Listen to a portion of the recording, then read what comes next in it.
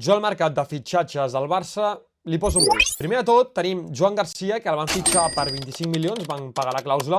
Molt bona operació al Barça, en firmar un porter que t'assegures el rendiment seu immediat i també a llarg termini, un porter molt jove, el que van fitxar de l'Espanyol. Vam renovar també a Chesney i vam aconseguir que Ter Stegen firmés la baixa, és a dir, en porteria, tot en ordre, va sortir tot com la directiva esperava i també la sortida d'Iñaki Peña a l'Elx en qualitat de cedit. A la defensa sembla que no, però hi ha hagut bastants moviments. Primer de tot, la sortida d'Íñigo Martínez de l'Al-Nassr, que ha sigut la que més mal ha fet, a cost zero.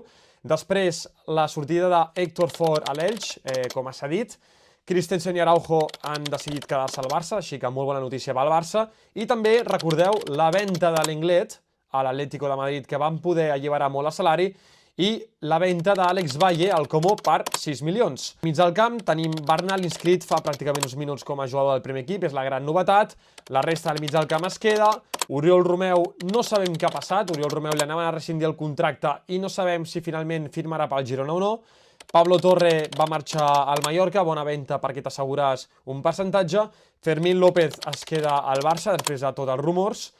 I després, en zona d'atac, tenim Pau Víctor, que ha marxat al Braga, molt bona operació del Barça perquè pràcticament no anava a tenir minuts.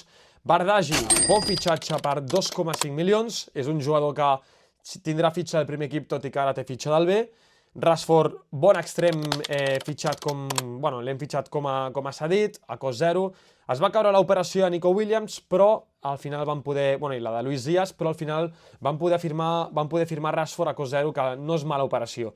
I, finalment, Trincao van vendre els seus drets, el 50% dels drets que ens quedaven a l'Sporting de Portugal. Així que aquest ha sigut el mercat del Barça, hi ha hagut entrades, hi ha hagut sortides, hi ha hagut cessions, rescissions també de contracte, però la directiva ha tingut molta feina i s'ha sortit amb la seva. Així que li poso un 8, però sí que és cert que anem una miqueta ofegats amb el tema de la massa salarial. Però aquest mercat, bastant positiu pel Barça.